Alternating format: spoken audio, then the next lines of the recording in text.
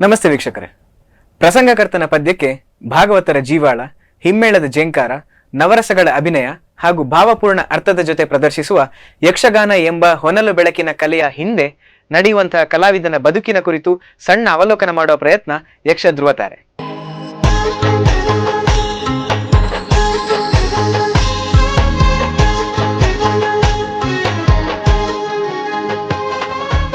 ಇವತ್ತಿನ ನಮ್ಮ ಯಕ್ಷ ಧ್ರುವತಾರೆ ಸಂಚಿಕೆಯಲ್ಲಿ ನಮ್ಮ ಜೊತೆಗೆ ಇರುವವರು ಖ್ಯಾತ ಮುಮ್ಮೇಳ ಕಲಾವಿದರು, ಎಳವೆಯಲ್ಲಿ ಮೇಳವನ್ನ ಸೇರಿ ವಿವಿಧ ವೇಷಗಳನ್ನ ಸಮರ್ಥವಾಗಿ ನಿಭಾಯಿಸಿದವರು, ಈಗ ತೆಂಕು ಹಾಗೂ ಬಡಗು ಎರಡೂ ತಿಟ್ಟುಗಳಲ್ಲಿ ಸಮರ್ಥ ವೇಷಧಾರಿ ಎನಿಸಿದವರು, ಯಕ್ಷಗುರುವಾಗಿ 20ಕ್ಕೂ ಹೆಚ್ಚು ತರಗತಿಗಳನ್ನು ನಡೆಸಿಕೊಂಡು ಬಂದವರು.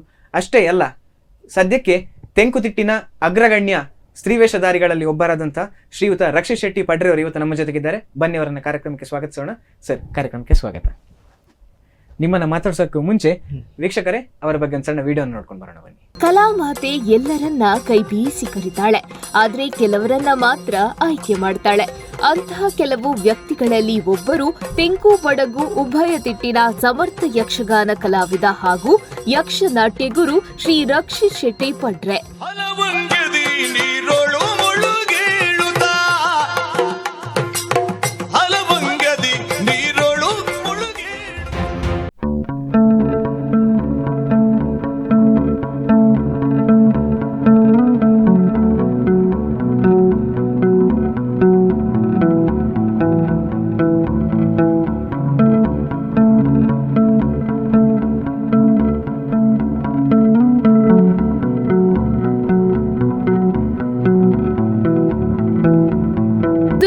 ಸಮೀಪದ ಪಡ್ರೆ ಎಂಬಲ್ಲಿ ರತ್ನಾಕರ್ ಶೆಟ್ಟಿ ಹಾಗೂ ಗೀತಾ ಆರ್ ಶೆಟ್ಟಿ ದಂಪತಿಗಳಿಗೆ ಅಕ್ಟೋಬರ್ 28, 1991ರಲ್ಲಿ ಜನಿಸಿದ ಇವರು ಎಳವೆಯಲ್ಲೇ ಯಕ್ಷಗಾನದತ್ತ ಆಕರ್ಷಿತರಾಗಿ ಶ್ರೀ ಗಿರೀಶ್ ನಾವಡ ಗಣೇಶಪುರ, ಶ್ರೀ ದೇವಿ ಪ್ರಸಾದ್ ಕಟೀಲ್ ಹಾಗೂ ಶ್ರೀ ಲೋಕೇಶ್ ಕಟೀಲ್ ರವರಲ್ಲಿ ಯಕ್ಷನಾಟ್ಯ ಹಾಗೂ ವಿದುಷಿ ಶ್ರೀಮತಿ ಸುಮಂಗಲಾ ರತ್ನಾಕರ್ ರವರಲ್ಲಿ ಭರತನಾಟ್ಯವನ್ನ ಅಭ್ಯಾಸ ಮಾಡಿ ತಮ್ಮ ಕಲಾ ವ್ಯವಸಾಯಕ್ಕೆ ಭದ್ರ ಬುನಾದಿಯನ್ನ ಹಾಕಿದ್ರು. ಓದಿನ ಜೊತೆಗೆ ಮೇಳದಲ್ಲಿ ಕಲಾವಿದನಾಗಿ ಸೇವೆ ಸಲ್ಲಿಸುತ್ತಾ ಕಂಪ್ಯೂಟರ್ ಸೈನ್ಸ್ ವಿಭಾಗದಲ್ಲಿ ಎಂಎಸ್ಸಿ ಪದವಿಯನ್ನ ಪೂರ್ಣಗೊಳಿಸಿದ್ರು.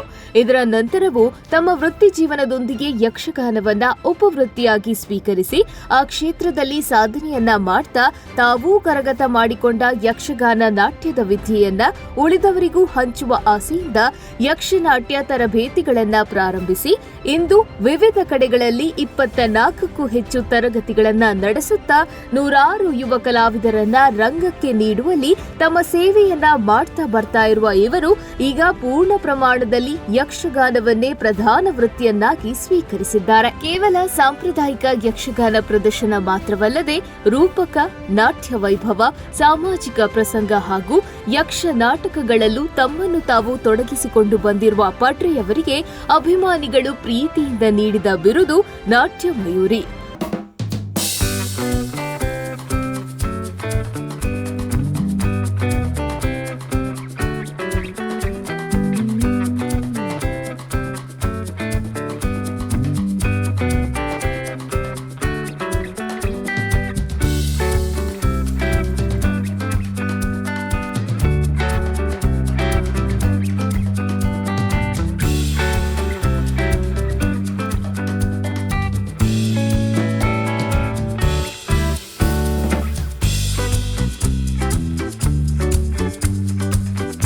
ಕಾರ್ಯಕ್ರಮಕ್ಕೆ ಸ್ವಾಗತ. ನಮಸ್ತೆ. ತಾವು ಬಾಲ್ಯದಲ್ಲಿ ಮೇಳವನ್ನು ಸೇರಿದವರು, ಮೇಳದಲ್ಲಿ ಹಲವಾರು ತಿರುಗಾಟಗಳನ್ನು ಕೂಡ ಮಾಡಿದವರು. ಬಾಲ್ಯದಲ್ಲಿ ನಿಮ್ಮ ಈ ಯಕ್ಷಗಾನದ ಬಗ್ಗೆ ಒಲವೇನಿದೆ, ಯಾವ ರೀತಿ ಶುರುವಾಯಿತು? ನಾನು ಬಾಲ್ಯದಲ್ಲಿ ಡಾನ್ಸ್ಗಳನ್ನು ಜಾಸ್ತಿ ಮಾಡಿಕೊಂಡು ಬಂದವು. ಅಂದರೆ ಭರತನಾಟ್ಯದ ಬಗ್ಗೆ ಹೆಚ್ಚಿನ ಆಸಕ್ತಿ, ಒಲವು ಇತ್ತು. ಶ್ರೀಮತಿ ವಿದುಷಿ ಸುಮಂಗಲ ರತ್ನಾಕರ್ ಅಲ್ಲಿ ಭರತನಾಟ್ಯ ಅಭ್ಯಾಸವನ್ನು ಮಾಡಿದವ. ನಾನು ಹಲವಾರು ಕಾರ್ಯಕ್ರಮಗಳನ್ನು ಕೊಡ್ತಾ ಇದ್ದೆ. ಶಾಲೆಯಲ್ಲಿ ಸ್ಪರ್ಧೆಗಳು ಆಗುವಾಗ ಛದ್ಮವೇಷ ಸ್ಪರ್ಧೆ ಎಲ್ಲ ಆಗ್ತಿತ್ತು. ಆಗ ನಾನು ಯಕ್ಷಗಾನ ವೇಷಗಳನ್ನು ಮಾಡ್ತಾ ಇದ್ದೆ. ವಿಡಿಯೋ ನೋಡಿ ಅದಕ್ಕೆ ಪ್ರಾಕ್ಟೀಸ್ ಮಾಡಿ ಸ್ಪರ್ಧೆಗಳಲ್ಲಿ ಭಾಗವಹಿಸ್ತಿದ್ದೆ. ಬಹುಮಾನಗಳು ಸಿಗ್ತಾ ಇತ್ತು. ಆ ಸಂದರ್ಭದಲ್ಲಿ ಶ್ರೀಮತಿ ಪೂರ್ಣಿಮಾ ಯತೀಶ್ ರೈ ಕೇಳಿರಬಹುದು, ಅವರ ಅಕ್ಕ ಪ್ರಫುಲ್ಲಾ ಶೆಟ್ಟಿ ಅಂತ ಇದ್ದಾರೆ, ನಮ್ಮ ನೇಬರ್ ಆಗಿದ್ದರು. ಅವರು ನನಗೆ ಯಕ್ಷಗಾನ ಸ್ಕ್ರಿಪ್ಟ್ಗಳನ್ನೆಲ್ಲ ಬರೆದು ಕೊಡ್ತಾಯಿದ್ರು, ಡೈಲಾಗ್ಸ್ಗಳನ್ನು ಹೇಗೆ ಹೇಳೋದು ಅಂತ. ಅಂದರೆ ನಾನು ಯಕ್ಷಗಾನ ನಾಟ್ಯ ಕಲಿತವನಲ್ಲ, ನೋಡಿ ನೋಡಿ ಕಲಿತು ನನ್ನಲ್ಲಿ ಸ್ಪರ್ಧೆಯಲ್ಲಿ ಭಾಗವಹಿಸ್ತಿದ್ದೆ. ಬಹುಮಾನವು ಸಿಕ್ಕಿತು. ಆಮೇಲೆ ನಾನು ನನ್ನ ಹಿರಿಯ ಪ್ರಾಥಮಿಕ ಶಾಲಾ ವಿದ್ಯಾಭ್ಯಾಸವನ್ನು KREC ಹಿರಿಯ ಪ್ರಾಥಮಿಕ ಶಾಲೆಯಲ್ಲಿ ಮಾಡ್ತಾ ಇದ್ದದ್ದು. ಈಗ NITK ಅಂತ ಆಗಿದೆ. ಅಲ್ಲಿ 7ನೇ ಕ್ಲಾಸಲ್ಲಿರುವಾಗ ಗಣೇಶ್ಪುರ ಗಿರೀಶ್ ನಾವ್ಡ್ರು ಯಕ್ಷಗಾನ ಗುರುಗಳು ಪ್ರಥಮವಾಗಿ ನನಗೆ ಅವರಲ್ಲಿ ಯಕ್ಷಗಾನ ಹೆಜ್ಜೆಯನ್ನು ಕಲ್ತದ್ದು. ಅಲ್ಲಿ ಯಕ್ಷಗಾನ ಅಭ್ಯಾಸವನ್ನು ಮಾಡಿ ಮೊದಲ ರಂಗ ಪ್ರವೇಶ ಕಂಸನಾಗಿ, ನಾನು ಕನಸಿನ ಕಂಸವದೆ ಕಂಸನಾಗಿ ರಂಗ ಪ್ರವೇಶ ಮಾಡಿದೆ. ಇದಕ್ಕೆಲ್ಲ ಸ್ಫೂರ್ತಿ ಪ್ರೇರಣೆ ನನ್ನ ತಾಯಿ ಶ್ರೀಮತಿ ಗೀತಾ ಆರ್ ಶೆಟ್ಟಿ. ಪ್ರತಿಯೊಂದಕ್ಕೂ ನನಗೆ ಪ್ರೇರಣೆ ಆಗಿದ್ದುಕೊಂಡು ಯಾವುದಕ್ಕೂ ನನಗೆ ಸಪೋರ್ಟ್ ಆಗಿದ್ದವರು, ಅಲ್ಲಿಂದ ಇಲ್ಲಿಯವರೆಗೂ ಪ್ರತಿಯೊಂದಕ್ಕೂ ನನಗೆ ಸಪೋರ್ಟ್ ಆಗಿದ್ದವರು. ಹಾಗೆ ನನ್ನ ಯಕ್ಷಗಾನ ಅಂತ ಹೆಜ್ಜೆಗಾರಿಕೆ ಪ್ರಾರಂಭ ಆಯಿತು. ಮೇಳಕ್ಕೆ ಬರಬೇಕು ಎನ್ನುವಂತಹ ನಿರೀಕ್ಷೆಯೂ ಇರಲಿಲ್ಲ, ಆಸೆಯೂ ಇರಲಿಲ್ಲ. ಅದೊಂದು ಅನ್ಎಕ್ಸ್ಪೆಕ್ಟೆಡ್ ಆಗಿ ನಾನು ವೇಷಗಳನ್ನು ಮಾಡ್ತಾ ಇದ್ದೆ. ನನ್ನ ಗುರುಗಳು ಗಿರೀಶ್ ನಾವ್ಡೆ ಸರ್ ಗಣೇಶ್ಪುರದಲ್ಲಿ 9 ದಿವಸಗಳು ನವರಾತ್ರಿ ಕಾರ್ಯಕ್ರಮ ಆಗುತ್ತೆ. ಆಗ ಬೇರೆ ಬೇರೆ ಮೇಳದ ಕಲಾವಿದರು ಬಂದು ಭಾಗವಹಿಸ್ತಾರೆ, ವೇಷ ಮಾಡ್ತಾರೆ. ಆಗ ಸಣ್ಣ ಸಣ್ಣ ಪುಟ್ಟ ವೇಷಗಳನ್ನು ಕೊಡ್ತಾ ಇದ್ರು. ಅಲ್ಲಿ ನನಗೆ ಸ್ವಲ್ಪ, ನಾವು ಮಕ್ಕಳ ಬ್ಯಾಚಲ್ಲಿ ವೇಷ ಮಾಡಿ ಪ್ರದರ್ಶನ ಮಾಡೋದು ಬೇರೆ, ಮೇಳದವರೊಟ್ಟಿಗೆ ವೇಷ ಮಾಡೋದು ಬೇರೆ, ಅದೊಂದು ಎಕ್ಸ್ಪೀರಿಯನ್ಸೇ ಬೇರೆ. ನನಗೆ ಎಳವೆಯಲ್ಲಿ ಅಂಥ ಒಂದು ಎಕ್ಸ್ಪೀರಿಯನ್ಸ್ ಸಿಕ್ಕಿತ್ತು, ಮೇಳದವರೊಟ್ಟಿಗೆ ವೇಷ ಮಾಡುವಂಥ ಅವಕಾಶ. ನನ್ನ ಗುರುಗಳಿಗೆ ಥ್ಯಾಂಕ್ಸ್ ಹೇಳಲಿಕ್ಕೆ ಇಷ್ಟಪಡ್ತೇನೆ, ಅವರು ನಾನು ಬೆಳೆಸಿದಷ್ಟು. ಆಮೇಲೆ ಶ್ರೀ ರಾಮಚಂದ್ರ ಮುಖ ಈ ಕಟೀಲು ಮೇಳದಲ್ಲಿ ವೇಷ ಮಾಡ್ತಾರೆ. ಅವರು ಬಪ್ಪನಾಡು ಮೇಳದಲ್ಲಿ ಆಗ ಸ್ತ್ರೀ ವೇಷಧಾರಿಯಾಗಿ ಪಾತ್ರವನ್ನು ನಿರ್ವಹಿಸ್ತಾ ಇದ್ರು. ಅವರ ಕಾಂಟ್ಯಾಕ್ಟ್ ಅಲ್ಲೇ ಆದದ್ದು ಗಣೇಶ್ಪುರದಲ್ಲಿ. ನಾನು ಈ ರಜೆಯಲ್ಲಿ ಬಾ ಮಾರ್ರೆ ಮೇಳಕ್ಕೆ, ಬಪ್ಪನಾಡು ಮೇಳಕ್ಕೆಲ್ಲ ಜನ ಬೇಕು, ಶಾರ್ಟೇಜ್ ಇರ್ತದೆ ಬಾ ಅಂತ. ಹಾಗೆ ಅವರ ಮುಖೇನವಾಗಿ ನಾನು ಮೇಳಕ್ಕೆ ರಂಗ ಪ್ರವೇಶ ಮಾಡಿತ್ತು. ಹೀಗೆ ಜರ್ನಿ ಸ್ಟಾರ್ಟ್ ಆಯಿತು. ಅದಾದ್ಮೇಲೆ ಈಗ ಇವತ್ತಿನ ತನಕ ಒಟ್ಟು ಎಷ್ಟು ಮೇಳಗಳಲ್ಲಿ ನೀವು ಪೂರ್ಣ ಪ್ರಮಾಣದ ಕಲಾವಿದನಾಗಿ ನಾನು ಬಪ್ಪನಾಡು ಮೇಳದಲ್ಲಿ ಭಾಗವಹಿಸಲಿಲ್ಲ. ಅಂದರೆ ಶನಿವಾರ ಭಾನುವಾರ ಶಾಲೆಗೆ ರಜೆ ಇರುವಾಗ ಹೋಗ್ತಾ ಇದ್ದೆ. ಆಮೇಲೆ ಸಸಿಹಿತ್ಲು ಮೇಳಕ್ಕೆ ಹೋದೆ. ಬಪ್ಪನಾಡು ಮೇಳದಲ್ಲಿ ಸ್ವಲ್ಪ ಸಣ್ಣ ಸಣ್ಣ ಪುಟ್ಟ ಕ್ಲಾಶ್ಗಳಾಗಿ ಮತ್ತೆ ನಾನು ಮೇಳಕ್ಕೆ ಬರುವುದಿಲ್ಲ ಅಂತ ಹೇಳಿ ಮನೆಯಲ್ಲಿ ಕೂತ ಸಂದರ್ಭ, ಈಗ ಭಾಗವತರಾಗಿರುವಂತಹ ದಯಾನಂದ ಕೋಡಿಕಲ್ ಭಾಗವತರು, ಅವರು ಸಸಿಹಿತ್ಲು ಮೇಳದಲ್ಲಿ 2ನೇ ಭಾಗವತರಾಗಿದ್ದರು. ನನಗೆ ಫೋನ್ ಮಾಡಿದರು, ರಕ್ಷಿತ್ ಹೇಗೂ ನೀನು ಮೇಳ ಬಿಟ್ಟಿದ್ದೆ, ಅಲ್ಲಿ ಹೋಗ್ತಾ ಇಲ್ಲ, ಇಲ್ಲಿ ಬರ್ಬೋದಾ ಅಂತ ಕೇಳಿ. ಬರ್ತೇನೆ ಸರ್ ಅಂತ ಹೇಳಿ ಮೇಳಕ್ಕೆ ಹೋದೆ, ಸಸಿಹಿತ್ಲು ಮೇಳಕ್ಕೆ. ಅಲ್ಲಿ ನಾನು ಮೊದಲು ಪುಂಡುವೇಷವೇ ಮಾಡ್ತಿದ್ದೆ, ಸ್ತ್ರೀವೇಷ ಎಲ್ಲ ಮಾಡ್ತಾ ಇರಲಿಲ್ಲ. ನನಗೆ ಸ್ತ್ರೀವೇಷ ಅಂದರೆ ಸಹ ಆಗ್ತಿರ್ಲಿಲ್ಲ, ಅಂದರೆ ಸೆಟ್ ಆಗ್ತಿರ್ಲಿಲ್ಲ. ಪುಂಡುವೇಷವನ್ನೇ ನನ್ನ ಗುರುಗಳು ಪುಂಡುವೇಷವನ್ನೇ ಕೊಡ್ತಿದ್ದ ನನಗೆ. ಸುದರ್ಶನ ಆಗಿರ್ಬೋದು, ಅಭಿಮನ್ಯು, ಬಬ್ರುವಾನ, ಅಂತಹ ಪಾತ್ರಗಳನ್ನೇ ಕೊಡ್ತಾ ಇದ್ದೆ. ಸ್ತ್ರೀವೇಷ ಮಾಡಿದ್ದೇ ಇಲ್ಲ ನಾನು. ಆಮೇಲೆ ಸಸಿಹಿತ್ಲು ಮೇಳಕ್ಕೆ ಹೋಗುವಾಗ ಅಲ್ಲಿ ಸಹ ಪುಂಡುವೇಷಗಳನ್ನೇ ಮಾಡ್ತಾ ಇದ್ದೆ. ಒಂದು ದಿವಸ ಪಾಪಣ್ಣ ವಿಜಯ ಗುಣಸುಂದರಿ ಅನ್ನೋ ಪ್ರಸಂಗ ಆಗಿತ್ತು. ಅದರಲ್ಲಿ ಹೇಮಸುಂದರಿ ಮಾಡುವವರು ಬರಲಿಕ್ಕೆ ಆಗಲಿಲ್ಲ ಅವತ್ತೇನೋ ಕಾರಣಾಂತರಗಳಿಂದ. ಸೊ ಅಲ್ಲಿ ಮ್ಯಾನೇಜರ್ ರಮೇಶ್ ಕುಲಶೇಖರ್ ಕೇಳಿರ್ಬೋದು, ಅವರು ಸಹ ಒಳ್ಳೆ ವೇಷಧಾರಿ, ಸ್ತ್ರೀವೇಷ ಮಾಡುವಂತ ಒತ್ತಾಯ ಪೂರ್ವಕವಾಗಿ ನಾನು ವೇಷ ಮಾಡಿದ್ದಲ್ಲ, ಎಲ್ಲ ಕಟ್ಟಿ ಕಳಿಸಿದ್ದು ಹೇಮಸುಂದರಿಯಾಗಿ. ಎಲ್ಲರೂ ಹೇಳಿದ್ರು ಚಂದ ಮಾಡ್ತದೆ, ಚಂದ ಮಾಡ್ತಿ ಮಾರೆ, ಸ್ತ್ರೀವೇಷ ಒಪ್ತದೆ ನಿನಗೆ, ಸ್ತ್ರೀವೇಷ ಮಾಡು ಅಂತ. ಹಾಗೆ ಸಣ್ಣ ಪುಟ್ಟ ವೇಷಗಳನ್ನು ಸ್ತ್ರೀವೇಷ ಮಾಡಿಸ್ತಾ ಮತ್ತೆ ಅಲ್ಲಿ ಭಗವತಿ ಮಹಾತ್ಮೆ ಅಂತ ಆಟ ಆಗ್ತಾ ಇತ್ತು. ಆಗ ಅವರು ಮಾಡ್ತಿದ್ರು, ರಮೇಶ್ ಅಣ್ಣ ಭಗವತಿ ಪಾತ್ರವನ್ನು ಮಾಡ್ತಾ ಇದ್ರು. ಮೊದಲ ಭಗವತಿ, ಪ್ರತ್ಯಕ್ಷದ ಭಗವತಿ ಉಂಟು, ಅದನ್ನು ಬಿಟ್ಟು ಕೊಟ್ಟರು, ನೀನು ಮಾಡು ನೋಡು ಆಗ್ತದೆ ಇಲ್ವಾ ಅಂತ. ಅಲ್ಲಿಂದ ಮತ್ತೆ ಸ್ತ್ರೀವೇಷಗಳನ್ನು ಮಾಡ್ತಾ ಹೋಗ್ತಿದ್ದೆ. ಹಾಗಂತ ಬಪ್ಪನಾಡು ಮೇಳದಲ್ಲಿರುವಾಗ ಸ್ತ್ರೀವೇಷ ಮಾಡ್ಲಿಲ್ಲ ಅಂತಲ್ಲ, ಸಣ್ಣ ಅಲ್ಲಿ 7 ಮಂದಿ ದೇವಿಯರು ಬರ್ಲಿಕ್ಕೆ ಉಂಟು, ಅದು ಒಟ್ಟು ಹೋಗ್ತಿದ್ದದ್ದು. ಆಗ ಶ್ರೀ ಸಂಜಯ್ ಕುಮಾರ್ ಗೋಣಿಬೀಡು ಅವರು ಮ್ಯಾನೇಜರ್ ಆಗಿದ್ರು, ಒಂದು ಒಟ್ಟು ಹೋಗ್ತಿದ್ದದ್ದು. ಸರಿಯಾದ ಸ್ತ್ರೀವೇಷ ಅಂತ ಮಾಡಿದ್ದು ನಾನು ಸಸಿಹಿತ್ಲು ಮೇಳದಲ್ಲಿ. ಅದಾದ ಮೇಲೆ ಅಲ್ಲಿ ಸಹ ಹಾಗೆ 1-2 ವರ್ಷ ತಿರುಗಾಟ ಪೂರ್ಣ ಪ್ರಮಾಣದ್ದು ಮಾಡಿದ್ದೇನೆ. ಮತ್ತೆ ರಜೆಗಳಿಗೆ ಹೋಗ್ತಿದ್ದೆ ನಾನು. ಅಲ್ಲಿಂದ ಅಲ್ಲಿ ದೀಪಕ್ ರಾವ್ ಅತಿಥಿ ಕಲಾವಿದರಾಗಿ ಬರ್ತಾ ಇದ್ರು. ಅವರು ಹೇಳಿದ್ರು, ಅಂದ್ರೆ ಇದು ತುಳು ಮೇಳ, ಈಗ ಪೌರಾಣಿಕ ಮೇಳದ ನಾಲೆಜ್ ಬೇಕು, ಅದೊಂದು ಬೇರೆ ಎಕ್ಸ್ಪೀರಿಯನ್ಸ್, ನಿಂಗೆ ಆಸೆ ಉಂಟಾ, ಬರ್ತೀಯಾ ಹೊಸನಗರ ಮೇಳ, ಆಗ ಹೊಸನಗರ ಮೇಳ ಅಂತ ಇತ್ತು, ಹೊಸನಗರ ಮೇಳಕ್ಕೆ ಬರ್ತೀಯಾ ನೀನು ಅಂತ. ಅಂದ್ರೆ ನಾನು ಆಟಕ್ಕೆ ಹೋಗ್ತಿದ್ದೆ, ಹೊಸನಗರ ಮೇಳದ ಆಟ ನೋಡ್ಲಿಕ್ಕೆ ಹೋಗ್ತಿದ್ದೆ, ಪ್ರೇಕ್ಷಕನಾಗಿ ನೋಡ್ತಾ ಇದ್ದೆ. ಆ ಮೇಳ ನೋಡುವಾಗಲೇ ಒಂದು ಡಿಫ್ರೆಂಟ್, ಅದು ಎಲ್ಲ ಸ್ಟಾರ್ ಆರ್ಟಿಸ್ಟ್ಗಳಿರುತ್ತಲ್ಲ, ಅದನ್ನು ನೋಡುವಾಗ ಖುಷಿ. ಅಲ್ಲಿಗೆ ಹೋಗ್ಬೇಕು, ಅವ್ರು ಹೇಳುವಾಗ ಹೋಗ್ಬೇಕು ಅಂತ ಅನ್ನಿಸಿತ್ತು, ಆ ಮೇಳಕ್ಕೆ ಹೋಗುವ ಅಂತ. ಒಳಗೊಂದು ಹೆದರಿಕೆ ಇತ್ತು, ದೊಡ್ಡ ದೊಡ್ಡ ಕಲಾವಿದರು, ನಂಗೆ ಏನು ಗೊತ್ತಿಲ್ಲ ಹಾಗೆ ಹೇಗೆ ಅಂತ. ಮತ್ತೆ ಇಲ್ಲಿ ಒಂದು ಅಟ್ಯಾಚ್ಮೆಂಟ್ ಇತ್ತು, ಇಲ್ಲಿ ಸಸಿಹಿತ್ಲು ಮೇಳದಲ್ಲಿ, ಅಲ್ಲಿ ಕಲಾವಿದರ ಒಡನಾಟ. ಹಾಗಿರುವಾಗ ಬಿಟ್ಟು ಹೋಗುದು ಬೇಡ ಅಂತ ತುಂಬಾ ಗೊಂದಲ ಇತ್ತು, ಹೋಗುದ ಬೇಡ ಅಂತ. ಆಮೇಲೆ ಏನೊಂದು ಗಟ್ಟಿ ಮನಸ್ಸು ಮಾಡಿ ಈ ಕಡೆ ಬಂದೆ ನಾನು ಹೊಸನಗರ ಮೇಳಕ್ಕೆ. ಅಲ್ಲಿ ಸಹ ಪ್ರಥಮವಾಗಿ ಪುಂಡುವೇಷಗಳನ್ನೇ ಮಾಡ್ತಿದ್ದದ್ದು, ಸಖಿ ಎಲ್ಲ ಮಾಡ್ತಿದ್ದೆ, ತುಂಬ ವರ್ಷಗಳ ಕಾಲ ಸಖಿಯನ್ನು ಮಾಡ್ತಿದ್ದೆ, ಸಖಿ ಪಾತ್ರಗಳನ್ನು ಮಾಡ್ತಾ ಇದ್ದೆ. ಬಹುಶಃ ನಾನು ಆ ಪಾತ್ರಗಳನ್ನು ಮಾಡಿದ ಕಾರಣ ಮತ್ತೆ ನನಗೆ ಮುಖ್ಯ ಪಾತ್ರಗಳನ್ನು ಮಾಡುವುದಕ್ಕೊಂದು ಅವಕಾಶ ಸಿಕ್ಕಿತ್ತು. ಯಾಕಂದ್ರೆ ಸಖಿ ಪಾತ್ರ ಒಟ್ಟಿಗೆ ಹೋದಾಗ ಮುಖ್ಯ ವೇಷಧಾರಿ ಏನು ಮಾಡ್ತಾರೆ ಅದನ್ನು ನೋಡಿ ನಮಗೆ ಕಲಿಲಿಕ್ಕೆ ಸಿಗ್ತದೆ. ನಾನು ಈಗಲೂ ಹೇಳುದು, ಮುಖ್ಯ ಪಾತ್ರಗಳಿಗೆ ಯಾರು ಹೋಗಬಾರ್ದು, ಸಣ್ಣ ಪುಟ್ಟ ವೇಷಗಳನ್ನು ಮಾಡಿಕೊಂಡೇ ಮತ್ತೆ ಮುಖ್ಯ ಪಾತ್ರಗಳನ್ನು ಮಾಡಬೇಕು, ಆಗ ಅನುಭವ ಸಿಗ್ತದೆ. ಈಗ ಎಲ್ಲ ಯೂಟ್ಯೂಬ್ ನೋಡಿಕೊಂಡೇ ಬರುವಂಥದ್ದು, ಪಾತ್ರಗಳಿಗೆ ಬೇರೆ ಅಧ್ಯಯನ ಮಾಡಿಕೊಂಡು ಯಾರು ಹೋಗುದಿಲ್ಲ. ನಾನು ಮುಖ್ಯ ಸ್ತ್ರೀವೇಷ, ಪೀಠಿಕೆ ಸ್ತ್ರೀವೇಷ, ಆಮೇಲೆ ಬಾಲಗೋಪಾಲ ಎಲ್ಲ ಪೂರ್ವರಂಗದ ವೇಷಗಳನ್ನು ಮಾಡಿಕೊಂಡೆ ಈಗ ಮುಖ್ಯ ಪಾತ್ರಗಳನ್ನು ಮಾಡ್ತಾ ಇದ್ದೆ. ಮಾಡ್ತಿದ್ದೀರಿ. ಈ ಥರ ಒಂದು ಜರ್ನಿ ನಮ್ಮದು. ಈಗ ನೀವು ಹೇಳ್ಬೇಕಾದ್ರೆ ಹೇಳಿದ್ರೆ ನಿಮ್ಮ ಮೊದಲ ಗುರುಗಳು ಹೇಗೆ ನಿಮ್ಗೆ ಸಪೋರ್ಟ್ ಆಗಿದ್ರು ಅಂತ. ಹ್ಮ್. ಈಗ ನೀವು ಕೂಡ ಒಂದು ಯಕ್ಷ ಗುರುಗಳಾಗಿದ್ದೀರಿ, ಹ್ಮ್. 20ಕ್ಕೂ ಹೆಚ್ಚು ಕ್ಲಾಸ್ಗಳನ್ನೆಲ್ಲ ಮಾಡ್ತಿದ್ದೀರಿ. ಹ್ಮ್. ಈಗ ನಿಮ್ಗೆ ಕ್ಲಾಸ್ ಸ್ಟಾರ್ಟ್ ಮಾಡಿ ಹೆಚ್ಚು ಕಡಿಮೆ ಈಗ 10 ವರ್ಷ ಆಗ್ತಾ ಬಂತು ನಿಮ್ದು. ಆದ್ರೆ ನೀವು ಮೊದಲನೇ ಸಲ ಕ್ಲಾಸ್ ಸ್ಟಾರ್ಟ್ ಮಾಡಬೇಕಾದ್ರೆ ನಿಮ್ಮ ತಯಾರಿ ಹೇಗಿತ್ತು, ಯಾವ ರೀತಿ ನೀವು ಒಂದು ಕ್ಲಾಸ್ ಸ್ಟಾರ್ಟ್ ಮಾಡಬೇಕು ಅಂತ ಆಯ್ತು, ಹೇಗಾಯ್ತು ಅಂತ? ನೀವು ಗುರುಗಳು ಅಂತ ಹೇಳುವಾಗ ಇನ್ನಿಬ್ಬರು ಗುರುಗಳ ಹೆಸರನ್ನು ಹೇಳಲೇಬೇಕು. ಶ್ರೀ ದೇವಿ ಪ್ರಸಾದ್ ಕಟೀಲು, ಆಮೇಲೆ ಲೋಕೇಶ್ ಕಟೀಲು. ನಾನು ಒಂದು PUC ಅನ್ನು ಕಟೀಲ್ ಕಾಲೇಜಲ್ಲಿ ಮಾಡಿದ್ದು. ಅಲ್ಲಿ ಸ್ಪರ್ಧೆಗಳೆಲ್ಲ ಆಗ್ತಿತ್ತು. ಅಲ್ಲಿ ನನಗೆ ಸ್ಪರ್ಧೆಗಳಿಗೆ ವೇಷಗಳ ತಯಾರಿಯಲ್ಲಿ ಸಹಕಾರ ಮಾಡಿದ್ರು ದೇವಿ ಪ್ರಸಾದ್ ಕಟೀಲು. ಆಮೇಲೆ ನನಗೆ ಹೆಚ್ಚಿನ ವಿದ್ಯಾಭ್ಯಾಸವನ್ನು ಕಲಿಬೇಕು ಅಂತ ಆಸೆ ಇತ್ತು. ಆಗ ಹೆಜ್ಜೆಗೆಜ್ಜಿನಂತಹ ಸಂಸ್ಥೆ ಇತ್ತು ಕಿನ್ನಿಗೋಳಿಯಲ್ಲಿ, ಶ್ರೀ ಲೋಕೇಶ್ ಕಟೀಲ್ ಅವರಲ್ಲಿ ಗುರುಗಳಾಗಿದ್ದರು. ಅಲ್ಲಿ ಹೋಗಿ ಜಾಯ್ನ್ ಆದೆ. ಹೆಚ್ಚಿನ ಪ್ರಮಾಣದ ವಿದ್ಯಾಭ್ಯಾಸ ಏನುಂಟು ಅದನ್ನು ಅವರು ಹೇಳಿಕೊಟ್ಟವರು. ಹಾಗೆ ಈಗ ನಾನೊಬ್ಬ ಗುರುವಾಗಿ ಯಕ್ಷಗಾನ ಕ್ಲಾಸ್ಗಳನ್ನು ಮಾಡ್ತಾ ಇದ್ದೇನೆ. ಪ್ರಾರಂಭದಲ್ಲಿ ಒಂದು ಅಳುಕಿತ್ತು ನನಗೆ, ಹೇಗೆ ಯಕ್ಷಗಾನ ನನಗೆ ಎಷ್ಟು ಗೊತ್ತುಂಟು, ನಾನು ಸಣ್ಣ ಏಜಲ್ಲಿ ಒಂದು ಸಣ್ಣ ಗುರುವಾದವ. ಗುರುಗಳು ಅಂತ ಹೇಳುವುದಕ್ಕಿಂತಲೂ ಶಿಕ್ಷಕ ಅಂದರೆ ನನಗೆ ಏನು ಗೊತ್ತುಂಟು ಅದನ್ನು ಹೇಳಿಕೊಟ್ಟಿದ್ದೇನೆ. ಪ್ರಾರಂಭದಲ್ಲಿ ಅದೆಷ್ಟು ಟೀಕೆ ಬಂದಿರಬಹುದು, ಅಂದರೆ ಆಯ್ದು ಅದು ಗೊತ್ತುಂಟು ಎಂಚಿನ ಕಲ್ಪವನು ಅಂತ. ಆಗ ನನಗೆ ಸಪೋರ್ಟ್ ಆಗಿ ನಿಂತವರು ಶ್ರೀಮತಿ ಶುಭದ ಪ್ರಮದ ವಸುಧ ಶೆಟ್ಟಿ ಅಂತ. ನಿನಗೇನು ಗೊತ್ತುಂಟು ಅದನ್ನು ಮಕ್ಕಳಿಗೆ ಹೇಳಿಕೊಡು, ಮತ್ತೆ ನೋಡು ಏನಾಗ್ತದಂತ. ಸೀತಾರಾಮ ಕುಮಾರ್ ಕಟೀಲ್ ಉದ್ಘಾಟನೆ ಮಾಡಿದವರು. ಫಸ್ಟ್ ನನ್ನ ಕ್ಲಾಸ್ ಬಂಟರ ಸಂಘ ಸುರತ್ಕಲಲ್ಲಿ ಕ್ಲಾಸ್ ಪ್ರಾರಂಭ ಆದದ್ದು. ಅಲ್ಲಿ ಯಕ್ಷಗಾನ ಕ್ಲಾಸ್ ಪ್ರಾರಂಭ ಆಯಿತು. ಒಂದು 20 ಮಕ್ಕಳಿದ್ರು ಅವತ್ತು ಶುರುವಾದದ್ದು. ಈಗ ಈ ಸಲ ದಶಮಾನೋತ್ಸವ. ನನ್ನಲ್ಲಿ ಒಂದು 1000ಕ್ಕೂ ಹೆಚ್ಚು ಮಕ್ಕಳು ಯಕ್ಷಗಾನ ನಾಟ್ಯವನ್ನು ಕಲಿತಿದ್ದಾರೆ, ನಾನು ಕಲಿಸಿದ್ದೇನೆ. ಅವರಿಗೆ ಥ್ಯಾಂಕ್ಸ್ ಹೇಳಲಿಕ್ಕೆ ಇಷ್ಟಪಡ್ತೇನೆ. ಈಗ ನೀವು ಕಲಿಸೋದಕ್ಕೂ ಈಗ ಕಲಿಸೋದಕ್ಕೂ ನಿಮ್ಗೆ ಒಂದು ವ್ಯತ್ಯಾಸ ಕಾಣ್ತಾ ಇದೆಯಾ? ಖಂಡಿತ. ಯಾಕಂದರೆ ಒಬ್ಬ ಗುರುಗಳಾಗಿ ನಾವು ಕಲಿಸುವಾಗ ನಾವು ಸಹ ಅಧ್ಯಯನ ಮಾಡಬೇಕಾಗ್ತದೆ. ಅಂದರೆ ಈಗೆಲ್ಲ ಕಾಂಪಿಟೇಷನ್ ಯುಗ ಅಲ್ವಾ, ತುಂಬ ಟೀಮ್ಗಳುಂಟು, ತುಂಬ ಗುರುಗಳಿದ್ದಾರೆ. ಎಲ್ಲಿ ಕ್ವಾಲಿಟಿ ಉಂಟು ಅಲ್ಲಿ ಹೋಗ್ತಾರೆ. ಹೌದು, ಏನು ಸ್ಪೆಷಲ್ ಉಂಟು ಅವರಲ್ಲಿ ಹಾಗೆ ಹೋಗ್ತಾರೆ. ಹಾಗಿರುವಾಗ ನಾವು ಅಧ್ಯಯನ ಮಾಡಬೇಕಾಗ್ತದೆ, ನಮ್ಮ ಕ್ಲಾಸಿನ ಸ್ಟೈಲ್ಗಳನ್ನು ಚೇಂಜ್ ಮಾಡಬೇಕಾಗ್ತದೆ. ನನಗೊಂದು ಪ್ರೇರಣೆ ಅಂತ ಹೇಳಿದರೆ, ನೀವು ಯೂಟ್ಯೂಬಲ್ಲಿ ನೋಡಿರ್ಬೋದು, ಎಸ್ ಡಿ ಎನ್ ಅಂತ ಒಂದು ಭರತನಾಟ್ಯ ಟ್ರೂಪ್ ಉಂಟು. ಶ್ರೀದೇವಿ ನಾಟ್ಯಾಲಯ ಅವರದ್ದು, ಕೇರಳದ ಆ ಕಡೆ ಟೀಮ್, ಚೆನ್ನೈ ಅವರೇನು ಗೊತ್ತಿಲ್ಲ.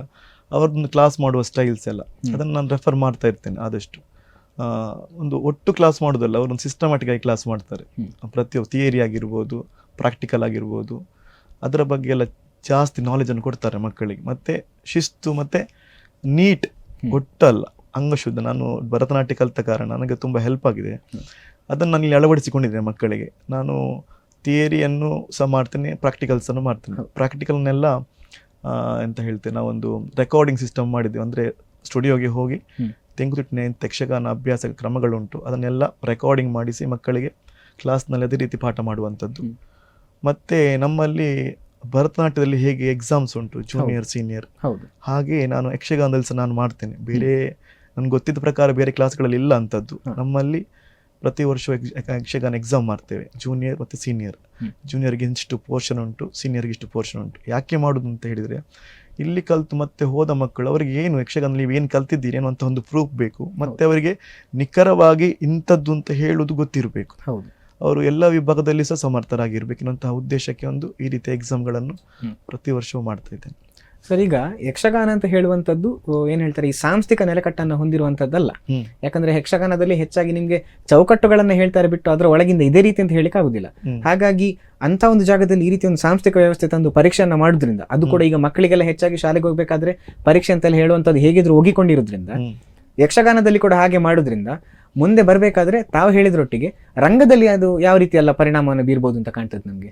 ಅವರಿಗೆ ಹೋಗುವಾಗ ಹೆದರಿಕೆ ಇರೋದಿಲ್ಲ. ಈಗ ನಾವೊಂದು ಈಗ ಯಕ್ಷಗಾನ ಹೇಗಂತ ಆಗಿದೆ ಅಂದರೆ, ಒಂದು 2 ತಿಂಗಳು 3 ತಿಂಗಳು ಜಾಯ್ನ್ ಆದ ಮಕ್ಕಳಿಗೆ ಸರಂಗ ಪ್ರವೇಶ ಮಾಡಿಸ್ತಾರೆ. ಅದು ಅನಿವಾರ್ಯ, ಯಾಕೆಂದ್ರೆ ಮತ್ತೆ ಮಕ್ಕಳು ನಿಲ್ಲುವುದಿಲ್ಲ. ಒಂದು 3-4 ವೇಷ ಮಾಡುವಾಗ ಇಂಟ್ರೆಸ್ಟ್ ಬರ್ತದೆ, ಅದು ತಪ್ಪಲ್ಲ. ಆದರೆ ನಿಜವಾಗಿ ಕರೆಕ್ಟ್ ಕಲಿತೇ ರಂಗ ಪ್ರವೇಶ ಮಾಡಬೇಕು. ಈ ಥರ ನಾವು ಎಕ್ಸಾಮ್ಗಳನ್ನು ಮಾಡೋ ಕಾರಣ ಅವರಿಗೆ ಕರೆಕ್ಟ್ ಗೊತ್ತಿರ್ತದೆ, ತಾಳಗಳು ಹೇಗೆ ಮತ್ತು ಹೇಗೆ ಪ್ರಸ್ತುತಿ ಮಾಡೋದು, ನಿಖರತೆ ಇರ್ತದೆ. ಯಾವ ಪದ್ಯ ಕೊಟ್ಟರೂ ಅವರು ಮಾಡುವ ಕೆಪಾಸಿಟಿ ಬರ್ತದೆ. ಅಂದರೆ ಫಾರ್ ಎಕ್ಸಾಂಪಲ್, ಈಗ ನಾವು ಮಕ್ಕಳಿಗೆ ಒಂದು ಪ್ರದರ್ಶನಕ್ಕೆ ಪ್ರಾಕ್ಟೀಸ್ ಮಾಡ್ತಾ ಇರ್ತೇವೆ. ಒಂದು ತಾಳದಲ್ಲಿ ಭಾಗವತರ ಪದ್ಯ ಹೇಳಿರ್ತಾರೆ, ಬರ್ಕೊಂಡಿರ್ತಾರೆ, ಅವರು ಎಷ್ಟೊಂದು ನೆನಪಿಡ್ತಾರೆ. ಕೆಲವೊಮ್ಮೆ ಸ್ಟೇಜಲ್ಲಿ ತಪ್ಪಿ ಬೇರೆ ತಾಳ ಕೊಟ್ಟರು, ಮಕ್ಕಳು ಕುಣಿಯುವುದು ಅಂತ ನಾವು ಅದನ್ನೇ ಕುಣಿಯುವುದಲ್ವಾ. ತಾಳ ಚೇಂಜ್ ಆಯಿತು, ಬದಲಾಗಿದೆ, ಇದೆಲ್ಲ ಅವರಿಗೆ ಗೊತ್ತಿರಬೇಕು. ಎಲ್ಲಿ ಹೋಗಿ ಸಹ ವೇಷ ಮಾಡುವ ಕೆಪಾಸಿಟಿ ಬರಬೇಕು ಮಕ್ಕಳಿಗೆ. ನಾನು ಯಾವಾಗಲೂ ಹೇಳುದು, ನಮ್ಮ ಟೀಮಲ್ಲಿ ಮಾತ್ರ ವೇಷ ಮಾಡೋದಲ್ಲ. ಯಾಕೆಂದ್ರೆ ವರ್ಷಕ್ಕೆ 1-2 ವೇಷ ಮಾಡಿದ್ರೆ ಯಾರು ಬೆಳೆಯುವುದಿಲ್ಲ. ಬೇರೆ ಬೇರೆ ಸಂಸ್ಥೆಗಳಿಗೆ, ಬೇರೆ ಬೇರೆ ಟೀಮ್ಗಳಿಗೆ ಅವಕಾಶಗಳು ಸಿಕ್ಕಾಗ ಹೋಗಬೇಕು. ನಾನು ಬೆಳೆದದ್ದೇ ಹಾಗೆ ನನ್ನ ಮಕ್ಕಳು ಸಹ ಹಾಗೆ. ಅವಕಾಶ ಎಲ್ಲಿ ಉಂಟು ಅಲ್ಲಿ ಹೋಗ್ಬೇಕು. ಅಲ್ಲಿ ಹೋಗುವಾಗ ನಾವು ಕಲಿತೆ ಹೋಗ್ಬೇಕಲ್ಲ. ಅದಕ್ಕೋಸ್ಕರ ಇಂತಹ ಪರೀಕ್ಷೆಗಳು, ಇಂತಹ ತಯಾರಿಗಳಷ್ಟೇ. ನೀವೀಗ ಆ ರೀತಿ ನೋಡಿದ್ರೆ ತೆಂಕುದಿಟ್ಟಲು ವೇಷವನ್ನ ಮಾಡ್ತೀರಿ, ಬಡಗುತಿಟ್ಟಲು ವೇಷವನ್ನ ಮಾಡ್ತೀರಿ. ಈ ಬಡಗುತಿಟ್ಟಿನ ಟಚ್ ನಿಮ್ಗೆ ಹೇಗೆ ಬಂತು? ಮತ್ತೆ ಏನ್ ಹೇಳ್ತಾರೆ, ಈ ಬಡಗು ಮತ್ತು ತೆಂಕಿನಲ್ಲಿ ನಿಮ್ಗೆ ನಾಟ್ಯ ಮಾಡ್ಬೇಕಾದ್ರೆ ಮೇನ್ ಡಿಫ್ರೆನ್ಸ್ಗಳು ಏನೆಲ್ಲ ಕಾಣ್ತವೆ ಅಂತ? ನಾನು ಬಡಗುತಿಟ್ಟನ್ನು ಸಂಪೂರ್ಣವಾಗಿ ಅಭ್ಯಾಸ ಮಾಡಲಿಲ್ಲ, ನೋಡಿ ನೋಡಿ ಕಲ್ತದ್ದು. ತಿಮ್ಮಣ್ಣ ಸುವರ್ಣ ಅಂತ ಇದ್ದಾರೆ ನಮ್ದು ಬ್ರಹ್ಮಾವರದಲ್ಲಿ. ಅವ್ರದ್ದೊಂದು ಸಂಸ್ಥೆ ಉಂಟು, ಸುವರ್ಣ ಯಕ್ಷಕಲಾ ಬಳಗ ಅಂತ. ಅಲ್ಲಿ ಅದೊಂದು ಸಂಘ, ಯಕ್ಷಗಾನ ಸಂಘ. ಅಲ್ಲಿಗೆ ತೆಂಕುತಿಟ್ಟಿನ ಕೆಲವು ಕಲಾವಿದರನ್ನು ಕರೀತಾರೆ ಅವರು ಅತಿಥಿಗಳಾಗಿ, ಬನ್ನಿ ವೇಷ ಮಾಡಿ ಅಂತ. ಆಗ ನಮಗೆ ಫಸ್ಟಿಗೆ ಅವಕಾಶ ಕೊಟ್ಟದವರೇ. ನಾನು ಹೇಳಿ, ನಂಗೆ ಬಡಗುತಿಟ್ಟು ಬರುವುದಿಲ್ಲ, ಹೆದರಿಕೆ ಆಗ್ತದೆ, ನೀವು ಹೆದರಬೇಡಿ ಬನ್ನಿ ಆಗ್ತದೆ ಅಂತ. ಅಲ್ಲಿ ಹೋಗಿ ಪ್ರಾಕ್ಟೀಸ್ ಮಾಡಿ ಎಲ್ಲ ಮಾಡ್ತಿದ್ದೆ ನಾನು. ಆದರೂ ಅದೊಂದು ಅಂತ ತಾಳಗಳು ಪರ್ಫೆಕ್ಟ್ ಗೊತ್ತಿಲ್ಲ ನಮಗೆ, ಅದರ ಬಗ್ಗೆ ನಿಖರತೆ ಇಲ್ಲ. ಆದರೆ ಎಲ್ಲಿ ಮುಕ್ತಾಯ ಆಗ್ತದೆ, ಎಲ್ಲಿ ಸ್ಟಾರ್ಟಿಂಗ್ ಆಗ್ತದೆ ಗೊತ್ತಿತ್ತು. ಅಲ್ಲಿ ಹೋಗಿ ಸ್ವಲ್ಪ ಅಭ್ಯಾಸ ಆಯಿತು. ಆಮೇಲೆ ಬಡಗುತಿಟ್ಟಿನ ಆಟಗಳು ಸಹ ಅವಕಾಶ ಸಿಕ್ಕಿತ್ತು. ಆಗ ಹೋಗುವಾಗ ನಾವು ಸ್ವಲ್ಪ ಅಭ್ಯಾಸ ಮಾಡಿಕೊಂಡು ಹೋಗಬೇಕಲ್ಲ, ಮತ್ತು ಅದರ ಬಗ್ಗೆ ಒಂಚೂರು ನಾಲೆಜ್ ಪಡ್ಕೊಂಡು ವೇಷ ಮಾಡ್ತಿದ್ದೆ. ಮತ್ತು ನನಗೆ ಹೆಲ್ಪ್ ಆದ ನನಗೆ ಭರತನಾಟ್ಯ ಲಯ ಸ್ವಲ್ಪ ಗಟ್ಟಿ ಉಂಟು. ನಿಮ್ಗೆ ಏನಾದರೂ ಮೇಜರ್ ಆಗಿ ಡಿಫ್ರೆನ್ಸ್ ಅಂತ ಕಾಣ್ತದೆ ಸರ್ ನಾಟ್ಯದಲ್ಲಿ, ನಾಟ್ಯದ ಸ್ಟ್ರಕ್ಚರ್ ಅಲ್ಲಿ? ಈಗ ತೆಂಕುತಿಟ್ಟು ಮತ್ತು ಬಡಗುತಿಟ್ಟು ಸ್ವಲ್ಪ ಒಂದೇ ಲೆಕ್ಕ ಆಗಿದೆ. ಅಂದರೆ ಹಾಗೆಲ್ಲ ಅಲ್ಲಿ ಬಿಡ್ತಿಗೆಗಳು ಇಲ್ಲ, ನಮ್ಮಲ್ಲಿ ಬಿಡ್ತಿಗೆಗಳು ಉಂಟು. ಮತ್ತು ಅಲ್ಲಿ ನಾಟ್ಯಕ್ಕೆ ಮುಖ್ಯ ಇಂಥ ಪ್ರಾಧಾನ್ಯತೆ ನಮ್ಮಲ್ಲಿ ಈಗ ಉಂಟು, ಈಗ ಅವಕಾಶಗಳು ಉಂಟು. ಅಲ್ಲಿ ತುಂಬ ಇಲ್ಲಿ ಮಾತುಗಾರಿಕೆ, ಗಿರಿಕಿಗಳು ಅದಕ್ಕೆಲ್ಲ ಪ್ರಧಾನಗಳು. ಹೌದು. ಹಾಗೆ ಈಗ ನೀವು ಯಕ್ಷಗುರುಗಳಾಗಿ ನಿರ್ದೇಶನ ಮಾಡಬೇಕು ಅಂತಾದರೆ ಹೆಚ್ಚಾಗಿ ಜನರ ನಡುವಲ್ಲಿ ಒಂದು ಮಾತಿದೆ, ಪಡ್ರೆಯವರು ಮಾಡಿದ್ರೆ ಏನಾದ್ರೂ ಡಿಫ್ರೆಂಟ್ ಆಗಿ ಮಾಡ್ತಾರೆ, ಏನಾದ್ರೂ ಹೊಸತನವನ್ನ ತರ್ತಾರೆ ಹೇಳ್ಕೊಂಡು. ಈ ಹೊಸತನ ತರುವುದು ಅಂತ ಹೇಳುವಾಗ ಅದು ನೃತ್ಯ ಸಂಯೋಜನೆ ಆಗಿರ್ಬೋದು, ದೃಶ್ಯ ಸಂಯೋಜನೆ ಆಗಿರ್ಬೋದು, ಹೇಗೆ ಕೂಡ ಆಗಿರ್ಬೋದು. ಆದರೆ ಒಂದು ಈ ರೀತಿ ಮಾಡ್ಬೋದು ಅಂತ ಹೇಳುವಂತ ಒಂದು ಕಲ್ಪನೆ ನಿಮ್ಗೆ ಹೇಗೆ ಬರ್ತದೆ? ಅದಕ್ಕೆ ನೀವು ಯಾವ್ದನ್ನ ಪ್ರೇರಣೆಗೆ ತಗೊಳ್ತೀರಿ? ಮತ್ತೆ ಇದಕ್ಕೆ ಯಾವ್ದಾದ್ರು ವ್ಯಕ್ತಿಯ ನಿರ್ದೇಶನ ನಿಮ್ಗೆ, ಅಂದ್ರೆ ಇಂಥವರನ್ನ ನೋಡಿ ನಾನು ಕೂಡ ಈ ರೀತಿ ಏನಾದ್ರು ಹೊಸದಾಗಿ ಮಾಡ್ಬೇಕು ಹೇಳುವಂತ ಪ್ರೇರಣೆ ನಿಮ್ಗೆ ಸಿಕ್ಕಿತ್ತಾ ಸರ್? ಹೇಗೆ? ಹಾಗಲ್ಲ, ನಾನು ಮಾಡುವಂಥ ಪ್ರತಿಯೊಂದು ವೇಷ ಒಂಚೂರು ಡಿಫ್ರೆಂಟ್ ಆಗಿರಲಿ ಅಂತ, ಕಾಪಿ ಅಂತ ಆಗಬಾರ್ದು, ಅಲ್ಲ ಅನುಕರಣೆ ಮಾಡಬಾರ್ದು, ಅನುಸರಣೆ ಮಾಡಬೇಕು ಯಾವಾಗಲೂ, ಯಾವುದೇ ಕಲಾವಿದನಾಗಿದ್ರು. ನಾನು ಬೇರೆ ಪಾತ್ರಗಳನ್ನು ನೋಡ್ತೀನಿ ಉಳಿದವರದ್ದು, ಸ್ಟೇಜಲ್ಲಿ ಹೇಗೆ ನಾವು ಇರಬೇಕು, ಹೇಗೆ ಪ್ರಸ್ತುತಿ ಮಾಡಬೇಕು, ರಂಗವನ್ನು ಹೇಗೆ ಬಳಸಿಕೊಳ್ಬೇಕು. ಬಡಗುತಿಟ್ಟಿನಲ್ಲಿ ನೀಲ್ಕೋಟ್ ಶಂಕರ್ ಹೆಗಡೆ ಇದ್ದಾರೆ, ಅವರು ರಂಗವನ್ನು ಬಳಸಿಕೊಳ್ಳುವ ಕ್ರಮಗಳು ಚಂದ. ಮಂಟಪ ಪ್ರಭಾಕರ್ ಉಪಾಧ್ಯಾಯರು ಅವರು ಭರತನಾಟ್ಯದ ಅಭಿನಯಗಳನ್ನು, ಮುದ್ರೆಗಳನ್ನೆಲ್ಲ ಬಳಸಿಕೊಳ್ತಾರೆ. ಸೊ ಅದನ್ನು ನೋಡಿಕೊಂಡು ನನಗೆ ಸಹ ಒಂದು ರೀತಿಯ ಸ್ಫೂರ್ತಿ ಅವರು, ನಾನು ಸಹ ಆ ಥರ ಮಾಡಿದರೆ ಹೇಗೆ ಡಿಫ್ರೆಂಟ್ ಆಗಿರಬೇಕು ಅಂತ. ಆ ಥರ ಕಲ್ಪನೆಗಳನ್ನು, ಅಂದರೆ ಆ ಥರ ಯೋಚನೆಗಳನ್ನು ಮಾಡಿಕೊಂಡೇ ರಂಗದಲ್ಲಿ ಪ್ರಸ್ತುತಿ ಮಾಡುವಂಥದ್ದು. ನೀವೀಗ ನಿರ್ದೇಶನ ಅಂತ ಹೇಳುವಾಗ ಕೇವಲ ನೀವು ನಿಮ್ಮ ತರಗತಿಗಳನ್ನು ಮಾಡುವ ಜಾಗದಲ್ಲಿ ವಾರ್ಷಿಕೋತ್ಸವಕ್ಕೋ ಅಥವಾ ಬೇರೆ ಯಾವುದಾದ್ರೂ ಸಮಾರಂಭಕ್ಕೋ ಯಕ್ಷಗಾನ ಪ್ರದರ್ಶನಕ್ಕೆ ನಿರ್ದೇಶನ ಮಾತ್ರ ಮಾಡುವುದಲ್ಲದೆ, ಈಗ ನಡೆಯುವಂಥ ಸ್ಪರ್ಧೆಗಳೇನಿದೆ, ಯಕ್ಷಗಾನ ಸ್ಪರ್ಧೆಗಳು ಅಂತ ಏನು ನಡೀತದೆ ಅದಕ್ಕೂ ನೀವು ನಿರ್ದೇಶನವನ್ನು ಮಾಡ್ತೀರಿ. ನಮ್ಮ ಒಂದು ನಾರ್ಮಲ್ ಯಕ್ಷಗಾನ ಪ್ರದರ್ಶನಕ್ಕೂ ನಿರ್ದೇಶನ ಮಾಡೋದಕ್ಕೂ, ಅದೇ ರೀತಿ ಒಂದು ಸ್ಪರ್ಧೆಗೆ ನಿರ್ದೇಶನ ಮಾಡೋದಕ್ಕೂ ನಿಮ್ಗೆ ಒಬ್ಬ ನಿರ್ದೇಶಕನಾಗಿ, ಯಕ್ಷಗುರುವಾಗಿ ನಿಮ್ಗೆ ಏನೆಲ್ಲ ಡಿಫ್ರೆನ್ಸ್ಗಳಲ್ಲಿ ಮೇಲ್ನೋಟಕ್ಕೆ ಬರ್ತದೆ ಅಂತ? ಪ್ರದರ್ಶನಕ್ಕೆ ನಾವು ತುಂಬಾ ಇಂಥ ಸೂಕ್ಷ್ಮವಾಗಿ ಎಲ್ಲವನ್ನು ಮಾಡ್ಲಿಕ್ಕೆ ಆಗುದಿಲ್ಲ. ಯಾಕಂದ್ರೆ ತುಂಬಾ ಮಕ್ಕಳಿರ್ತಾರೆ, ಒಂದು ಸಂಸ್ಥೆ 40-50 ಮಕ್ಕಳಿರ್ತಾರೆ. ಆಗ ಪ್ರತಿಯೊಂದನ್ನು ನಮಗೆ ಎಂತ ಹೇಳ್ತಾರೆ, ಫೈನ್ ಮಾಡಿಕೊಂಡು ಹೋಗ್ಲಿಕ್ಕೆ ಆಗುದಿಲ್ಲ. ಪ್ರದರ್ಶನ ಮಕ್ಕಳು ಚಂದ ಮಾಡಿದ್ರೆ ಸಾಕು ಅಂತ ಆ ಥರ ಇರ್ತದೆ. ಒಟ್ಟು ಪ್ರದರ್ಶನ ಒಳ್ಳೇದಾಗಬೇಕು ಅಂತ. ಸ್ಪರ್ಧೆಯಲ್ಲಿ ಹಾಗಾಗುದಿಲ್ಲ. ಪ್ರತಿಯೊಂದನ್ನು ಒಂದೊಂದು ಪದ್ಯಗಳಾಗಿರ್ಬೋದು, ಅವರ ಅರ್ಥಗಳಾಗಿರ್ಬೋದು, ನಿಲ್ಲುವ ಭಂಗಿಗಳಾಗಿರ್ಬೋದು, ಪ್ರತಿಯೊಂದನ್ನು ನಾವು ಸ್ಟಡಿ ಮಾಡಬೇಕು, ಪ್ರಸಂಗವನ್ನು ಅಧ್ಯಯನ ಮಾಡಬೇಕು. ಯಾವುದು ಸರಿ ಆಗ್ತದೆ, ಯಾವುದು ತಪ್ಪು, ಯಾವುದು ಮಾಡಿದ್ರೆ ಮಾರ್ಕ್ ಮೈನಸ್ ಆಗ್ತದೆ, ಯಾವುದು ಪ್ಲಸ್ ಆಗ್ತದೆ, ಯಾವುದು ಹೊಸತನಗಳು ಬೇಕು, ಚೌಕಟ್ಟು ಮೀರದೆ ಹೇಗೆ ಹೋಗಬೇಕು, ಇದನ್ನೆಲ್ಲ ಯೋಚನೆ ಮಾಡಬೇಕಾಗ್ತದೆ. ನನ್ನ ಸ್ಪರ್ಧೆ ಬಂದಾಗ ಸತ್ಯ ಹೇಳ್ತೇನೆ, ನಿದ್ದೆ ಇರುವುದಿಲ್ಲ, ಯಾವ ಥರ ಮಾಡ್ಬೋದು ಅಂತ ಪ್ರತಿಯೊಂದನ್ನು ಚೇಂಜ್ ಮಾಡ್ತಾ ಇರ್ತೇವೆ ನಾವು. ಅಂದರೆ ಸ್ಪರ್ಧೆಗಳಲ್ಲಿ ಈಗಿನ ಕಾಂಪಿಟೇಷನ್ ಯುಗದಲ್ಲಿ ಪ್ರತಿಯೊಂದು ತಂಡಗಳು ಬಲಿಷ್ಠ ತಂಡಗಳು, ಎಲ್ಲ ತಾವು ಅಂತ ಬರುವವರೇ, ಎಲ್ಲರೂ ಸ್ಪರ್ಧೆಯಲ್ಲಿ ಬಹುಮಾನದ ನಿರೀಕ್ಷೆಯಲ್ಲೇ ಬರುವವರು.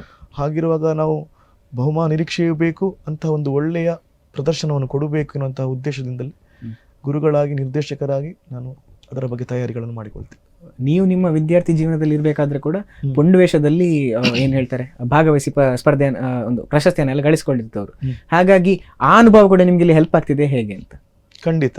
ಯಾಕಂದ್ರೆ ನಾನು ಗೋವಿಂದಾಸ್ ಕಾಲೇಜಲ್ಲಿ ಇರುವಾಗ ಸ್ಪರ್ಧೆಗಳಿಗೆ ಹೋಗ್ತಿದ್ದೆ. ಆಮೇಲೆ ಕಟೀಲ್ ದುರ್ಗಾ ಪರಮೇಶ್ವರಿ ದೇವಳದ ಅಲ್ಲಿ ಕಾಲೇಜಲ್ಲಿರುವಾಗ ಸ್ಪರ್ಧೆಗಳಿಗೆ ಹೋಗ್ತಿದ್ದೆ. ಗೋವಿಂದಾಸಲ್ಲಿರುವಾಗ ಶ್ರೀ ರಮೇಶ್ ಶೆಟ್ಟಿ ಬಾಯರ್ ಮತ್ತೆ ಪೂರ್ಣಿಮತಿ ಶ್ರೀ ಅವರು ನಿರ್ದೇಶಕರು.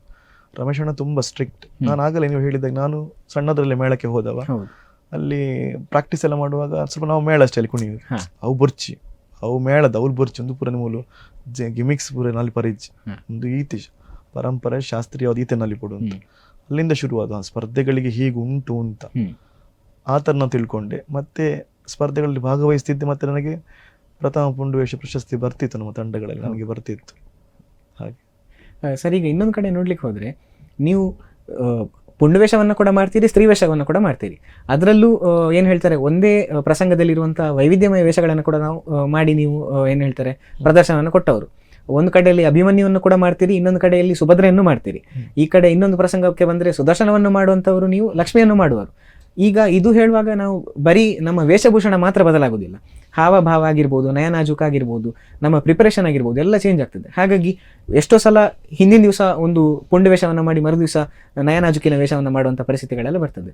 ಆಗ ನಿಮ್ಮ ತಯಾರಿ ಹೇಗಿರ್ತದೆ, ಮಾನಸಿಕವಾಗಿ ಇದು ಹೇಗೆಲ್ಲ ನಿಮ್ಮ ಸಿದ್ಧತೆ ನಡೀತದೆ ಇದರಲ್ಲಿ? ಇದು ನನಗೆ ತುಂಬ ಕಷ್ಟ ಆಗಲಿಲ್ಲ, ಯಾಕಂದರೆ ನಾನು ತುಂಬ ವರ್ಷಗಳ ಕಾಲ ಪುಂಡು ವೇಷಗಳನ್ನೇ ಮಾಡಿಕೊಂಡು ಬಂದವು. ಹೌದು.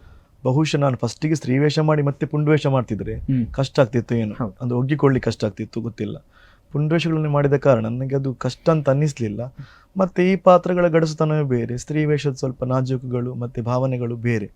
ಅದನ್ನ ಮತ್ತೊಂದು ಕಂಡುಕೊಂಡದ್ದು, ಈಗ ನೀವು ಹೇಳಿದ ಪಾತ್ರ ಸುಭದ್ರೆ ಮತ್ತು ಅಭಿಮನ್ಯು ಯಕ್ಷಗಾನದಲ್ಲಿ ಒಂಥರ ಬೇರೆ. ನಾವು ಅದನ್ನೇ ಥಿಯೇಟರ್ ಸ್ಟೈಲ್ ಯಕ್ಷಗಾನ ಮಾಡಿದ್ವಿ ಇಲ್ಲಿ ನಮ್ದು ಎಲೋಶಿಯಸ್ ಅಲ್ಲಿ, ಗೃಹಭಂಗ ಎನ್ನುವಂತ ಒಂದು ಪ್ರಯೋಗ.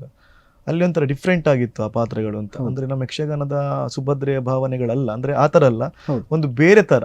ಅಂದ್ರೆ ಒಂದು ಹೆಣ್ಣು ಸಮಾಜದಲ್ಲಿ ಅವಳ ಭಾವನೆಗಳಿಗೆ ಬೆಲೆ ಇಲ್ಲ, ಅವಳ ಏನು ಭಾವನೆಗಳೊಂದು ನಾಲ್ಕು ಗೋಡೆಗಳ ಮಧ್ಯೆ ಇರುವಂತದ್ದು, ಆ ತರ ಹೊಸ ಕಲ್ಪನೆ ಇದು. ಪಾತ್ರದ ಪ್ರಸ್ತುತಿಯೇ ಬೇರೆ ರೀತಿ ಇತ್ತು ಅಂತ, ಅದೊಂದು ಚಾಲೆಂಜಿಂಗ್ ಆಗಿತ್ತು. ಮತ್ತೆ ನನಗೆ ಡಿಫ್ರೆನ್ಸ್ ನನಗೆ ಅಷ್ಟು ಕಷ್ಟ ಆಗ್ಲಿಲ್ಲ. ಅದಕ್ಕೂ ನಾನು ಅಡ್ಜಸ್ಟ್ ಆಗಬೇಕಲ್ಲ, ಇದಕ್ಕೆ ಅಡ್ಜಸ್ಟ್ ಆಗಬೇಕಲ್ಲ ಮಾನಸಿಕವಾಗಿ.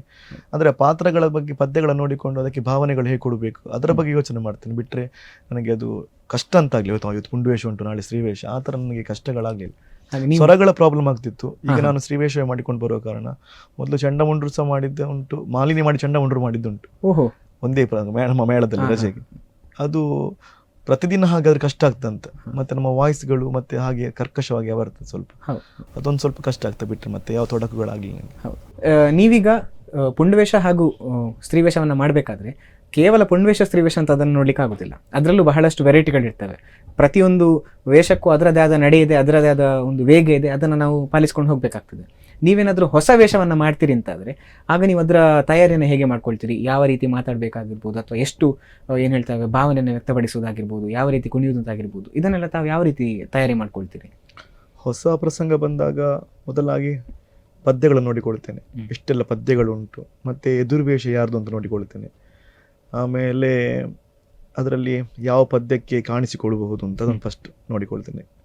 ಎದುರು ವೇಷ ಬಂದಾಗ ಯಾರಲ್ಲಿ ಎದುರು ವೇಷ ಉಂಟು ಅಂತ ಅವರಲ್ಲಿ ಹೋಗಿ ಸಂಭಾಷಣೆಗಳು ಹೇಗೆ ಉಂಟು, ಸಂಭಾಷಣೆಗಳು ಪದ್ಯಗಳಿದ್ರೆ ಒಬ್ಬರಿಂದ ಏನು ಮಾಡ್ಲಿಕ್ಕೆ ಆಗುದಿಲ್ಲ. ಸೊ ಅವರಲ್ಲಿ ಹೋಗಿ ಯಾವ ಥರ ಸಂಭಾಷಣೆ ಮಾಡಿಕೊಳ್ಬಹುದು ಅಂತ. ಆಮೇಲೆ ಹಿರಿಯ ಕಲಾವಿದರು ಮೇಳದಲ್ಲಿ ಇರ್ತಾರೆ ಯಾರಾದರೂ, ಅವರಲ್ಲಿ ಕೇಳಿಕೊಳ್ತೇನೆ. ಮತ್ತು ಭಾಗವತರಲ್ಲಿ ಹೋಗಿ ಹೇಗೆ ಭಾಗವತರು ಅಂತ ಕೇಳಿದರೆ ಸ್ವಲ್ಪ ನಡೆ ಹೇಳ್ತಾರೆ. ಆದರೆ ಈಗ ನೀವು ಹೇಳಿದ ಹಾಗೆ ನಾವು ಯಕ್ಷಗಾನ ಪ್ರದರ್ಶನವನ್ನು ಮಾಡುವಾಗ ನಾವೆಷ್ಟು ಒಳ್ಳೆಯದು ಮಾಡಿದ್ದೇವೆ ಹೇಳೋದ್ರ ಜೊತೆಗೆ ನಮ್ಮ ಮುಂದಿನ ಕಲಾವಿದರು ನಮ್ಗೆ ಯಾವ ರೀತಿ ಪ್ರತಿಕ್ರಿಯಿಸ್ತಾರೆ ಹೇಳೋದು ಕೂಡ ತುಂಬಾ ಇಂಪಾರ್ಟೆಂಟ್ ಆಗುದಿಲ್ವಾ ಒಂದು ಪ್ರದರ್ಶನದಲ್ಲಿ? ಖಂಡಿತ. ಒಬ್ಬನಿಂದ ಏನೂ ಮಾಡ್ಲಿಕ್ಕೆ ಆಗುದಿಲ್ಲ ಸ್ಟೇಜಲ್ಲಿ. ಹಿಮ್ಮೇಳ ಮುಮ್ಮೇಳ ಪೂರಕವಾಗಿರಬೇಕು. ಮತ್ತು ನಮ್ಮ ಎದುರು ಬರುವಂತಹ ವೇಷಗಳು ಅವರು ಸಹಕಾರ ಕೊಟ್ಟರೆ ಮಾತ್ರ ನಮ್ಮ ವೇಷಗಳು ರಂಗದಲ್ಲಿ ಅಂತ ಒಂದು ಮಿಂಚಲಿಕ್ಕೆ ಸಹಕಾರ ಆಗ್ತದೆ. ಅದರ ಪಾತ್ರ ಮಹತ್ವವಾದದ್ದು ಅಂತ ಹೇಳಲಿಕ್ಕೆ ಇಷ್ಟಪಡ್ತೇವೆ. ಈಗ ನೀವೊಂದು ನೋಡಿದ್ರೆ ಹೆಚ್ಚಾಗಿ ಈಗ ಅದು ಕೂಡ ಈಗೀಗ ಏನು ಹೇಳ್ತಾರೆ, ಈಗ ಸ್ವಲ್ಪ ಕಡಿಮೆ ಆಗಿರ್ಬೋದು, ಆದರೆ ಒಂದು ಸಮಯದಲ್ಲಿ ಸ್ತ್ರೀ ವೇಷದವರು ಹೆಚ್ಚು ಕಮ್ಮಿ, ಅಂದ್ರೆ ಬೇರೆ ವೇಷದವರು ಆದ್ರೂ ಕೂಡ ಸ್ತ್ರೀ ವೇಷದವರ ಮೇಲೆ ಸ್ವಲ್ಪ ಜಾಸ್ತಿ ಇತ್ತು ಅಂತ ಹೇಳ್ಬೋದು. ಇವರು ತುಂಬಾ ಹೊತ್ತು ಕುಣಿತಾರೆ ಹೇಳುವಂತ ಬಗ್ಗೆ, ಅಥವಾ ಇಷ್ಟೆಲ್ಲ ಕುಣಿತ ಅವಶ್ಯಕತೆ ಇದೆ ಹೇಳುವ ಬಗ್ಗೆ ಎಲ್ಲ ಬೇಕು ಅಂದ್ರೆ ಪ್ರಶ್ನೆಗಳೆಲ್ಲ ಹೇಳ್ತಾ ಇತ್ತು. ಆದ್ರೆ ಕೂಡ ಹೆಚ್ಚು ಕಡಿಮೆ ಎಲ್ಲಾ ಮೇಳಗಳಲ್ಲಿ ಎಲ್ಲಾ ಸ್ತ್ರೀ ವೇಷಧಾರಿಗಳು ಕೂಡ ಕುಣಿತಾ ಇದ್ರು. ಹಾಗಾಗಿ ಈ ಟೀಕೆಗಳನ್ನ ನೀವು ಯಾವ ರೀತಿ ನೋಡ್ಲಿಕ್ಕೆ ಇಷ್ಟಪಡ್ತೀರಿ? ಮೊದಲಿಗೆ ತುಂಬ ಕಮೆಂಟ್ಗಳು ಬರ್ತಾ ಇತ್ತು, ನಾನು ತುಂಬ ಕುಣಿತಾ ಇದ್ದೆ ಅಂತ. ಹೌದು, ಈಗ ನನಗೀಗ ಅನ್ನಿಸ್ತದೆ ಹೌದು ಅಂತ. ಆ ಕಾಲಕ್ಕೆ ಅದು ತುಂಬ ಕಿರಿಕಿರಿ ಆಗ್ತಿತ್ತು. ಸಾಕು ಯಕ್ಷಗಾನವೇ ಬೇಡ ಆ ಥರಗಳ ನಿರ್ಧಾರಗಳು ಬರ್ತಿತ್ತು. ಮತ್ತು ಬೇಡ ಅಂತ, ಕುಣಿಯೋದೇ ಬೇಡ ಅಂತೆಲ್ಲ ಆಗ್ತಿತ್ತು. ಆದರೆ ಸಹ ಮತ್ತೆ ನನಗೆ ಸಪೋರ್ಟ್ ಮಾಡೋರಿದ್ರು ತುಂಬ ಮಂದಿ. ಹೇಳೋರು ಹೇಳ್ತಾ ಇರ್ತಾರೆ, ನಿಂದು ನೀನು ಮಾಡಿಕೊಂಡು ಹೋಗು ಅಂತ. ಮತ್ತು ಅದು ನೀನು ಕುಣಿತ ಅಂತ ಹೇಳೋ ಒಂದು ವಿಷಯ ಹೇಳ್ಬೋದು. ಮೊದಲೇಗಾರರಾಗಿದ್ದರು ನಮ್ಮ ಮೇಳದಲ್ಲಿ, ಕಡಬ ವಿನಯಾಚಾರ್ ಅಂತ. ನಾನು ಅದೇ ಒಟ್ಟು ಕುಣಿತಾ ಇದ್ದೆ. ಒಂದು ಪದ್ಯ ಬಂದ ಕೂಡಲೇ ಫುಲ್ ಕುಣಿಯುದೆ. ಅದಕ್ಕೆ ಅವತ್ತು ಅವರು ಮೊದಲೇಗಾರರಾಗಿದ್ರು ಬೆಂಗಳೂರಲ್ಲಿ ಒಂದು ಕಾರ್ಯಕ್ರಮ ಆಗುವಾಗ. ಪ್ರೋಗ್ರಾಮ್ ಆದಮೇಲೆ ಹೊರಗೆ ಕರೆದ್ರು, ಹೇಳಿದರು ಎಂತ ಕುಣಿದದ್ದು ಮಾರೆ ಅಂತ. ನನಗೆ ಹೇಳಲಿಕ್ಕೆ ಬರಲಿಲ್ಲ, ತಾಳ ಬಿಟ್ಟು ಕುಣಿಲಿಲ್ಲ ಅಂತ ಹೇಳಿದೆ. ತಾಳದಲ್ಲೇ ಇತ್ತು, ಎಲ್ಲ ಸರಿ ಇತ್ತು. ಕುಣಿತಕ್ಕೆ ಒಂದು ಆವರ್ತಗಳು ಲೆಕ್ಕಾಚಾರ ಅಂತ ಉಂಟು, ಒಟ್ಟು ಕುಣಿಯುವುದಲ್ಲ ಅಂತ ಅವತ್ತು ಅವ್ರು ತಿದ್ದಿದ್ದ ನಾನು ಕುಣಿತದಲ್ಲಿ.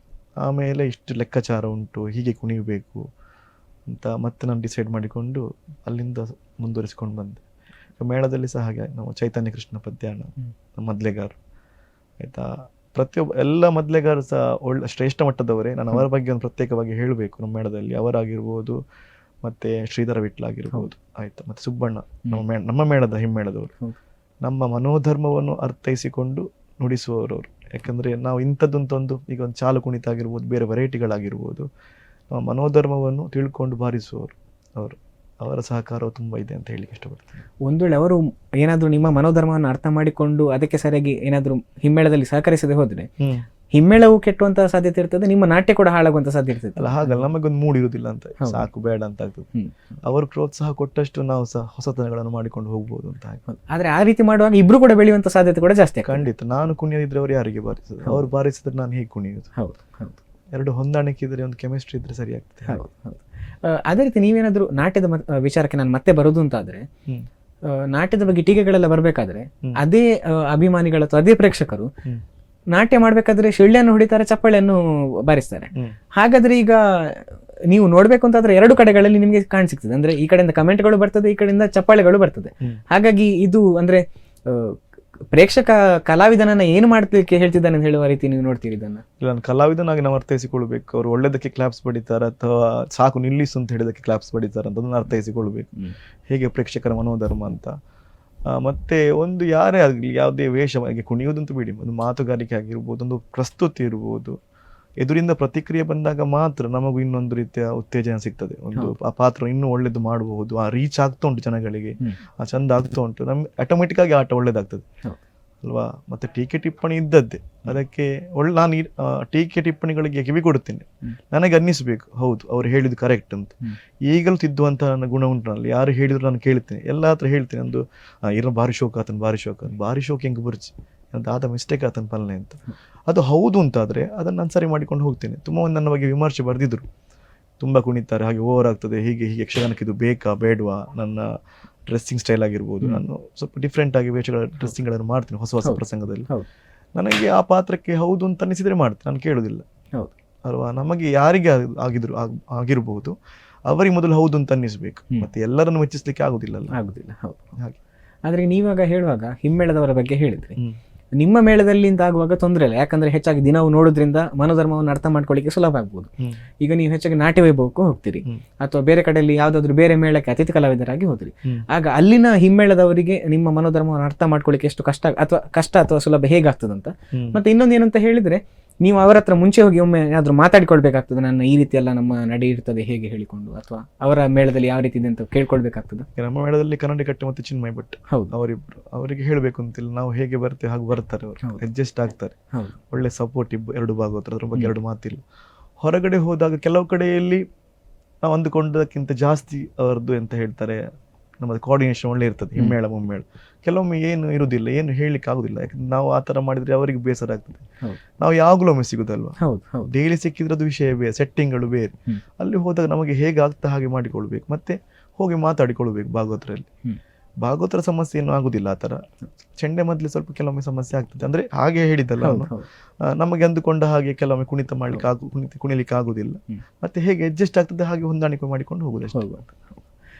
ಆದರೆ ಇದೆಲ್ಲದರ ನಡುವಲ್ಲಿ ಇಷ್ಟು ದೊಡ್ಡ ನಿಮ್ಮ ದೀರ್ಘ ಪಯಣ ಇದೆ. ಅದರಲ್ಲಿ ನೀವು ನಿಮ್ಮ ತಾಯಿಯ ಬಗ್ಗೆ ಹೇಳಿದ್ರಿ.